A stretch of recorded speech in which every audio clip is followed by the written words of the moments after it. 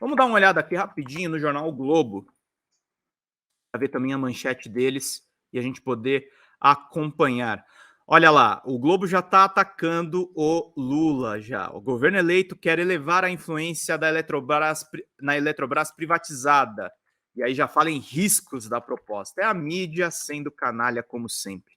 Se o governo levar adiante a recomendação da equipe da transição, a companhia pode ser alvo de denúncias na CVM, que é o órgão regulador de entidades privadas de processos de minoritários. O governo do presidente eleito Luiz Inácio Lula da Silva avalia aumentar o poder de influência sobre a Eletrobras, que foi privatizada em junho. A União ainda detém 42,7% das ações das empresas, considerado não só a sua própria fatia, mas também as do BNDES e do BNDES Par. A intenção é ampliar o seu poder de interferência na companhia e isso consta no relatório final do Grupo de Minas e Energias da Transição.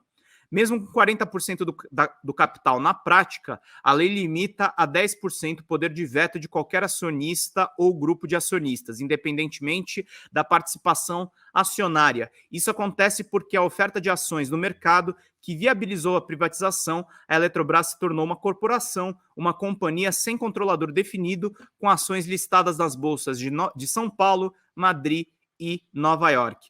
O embate do governo Lula, gente, vai se dar aqui, entendeu? Vai ser o movimento de extrema-direita organizado pelo Bolsonaro e a mídia corporativa que vai defender a Eletrobras privatizada, vai defender quanto menos estatais para esse grupo de pessoas, melhor para a economia. Isso é uma falácia, como a gente viu, inclusive, no governo Temer e no governo Bolsonaro, porque se promoveu uma privatização atrás de outra. E, aliás, sendo sincero, o governo Dilma já estava promovendo algumas privatizações em setores, sobretudo, do petróleo, depois da descoberta do pré-sal.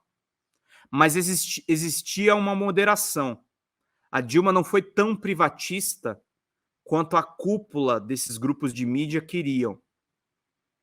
Então, o que acabou acontecendo é que eles aprofundaram o desmonte, reduziram a arrecadação de impostos e nos entregaram uma economia em frangalhos. A economia, gente, se você vê a evolução do PIB, ela cresce a taxas chinesas no governo Lula com 7,6% de pico, cai na Dilma e com Temer e Bolsonaro ela retrocede. Ela retrocede ou anda de lado. Cresce tipo 1%. Que era a peixe que colocaram na Dilma, do Pibinho. O Pibinho de verdade foi com Temer e com Bolsonaro. A Dilma ainda teve um bom crescimento econômico, sobretudo nos 2 primeiros anos do governo.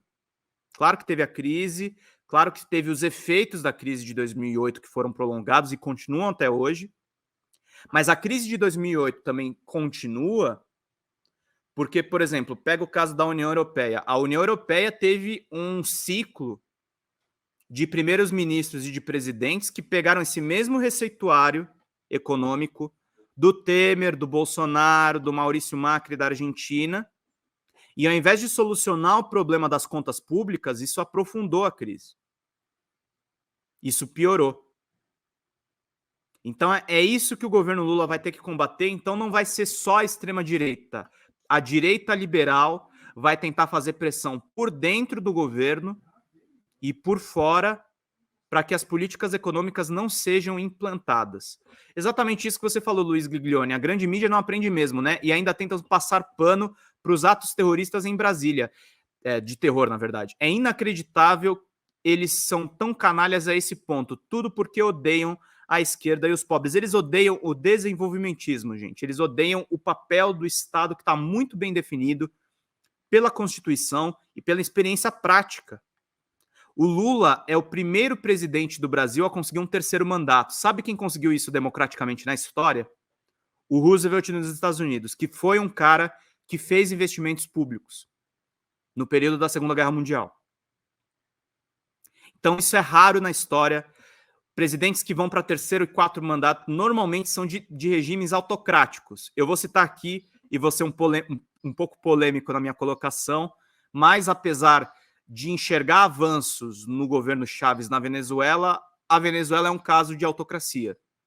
o Maduro e o Chávez se perpetuam no poder, mudando a configuração da Câmara e mudando a composição do Supremo Tribunal Federal. O Putin faz algo semelhante na Rússia, embora a Rússia ainda tenha, em várias instâncias, uma simulação ainda muito próxima da democracia. Não é um regime autocrático total, mas é visível que o Putin assume o governo e se prolonga no governo de uma maneira não democrática.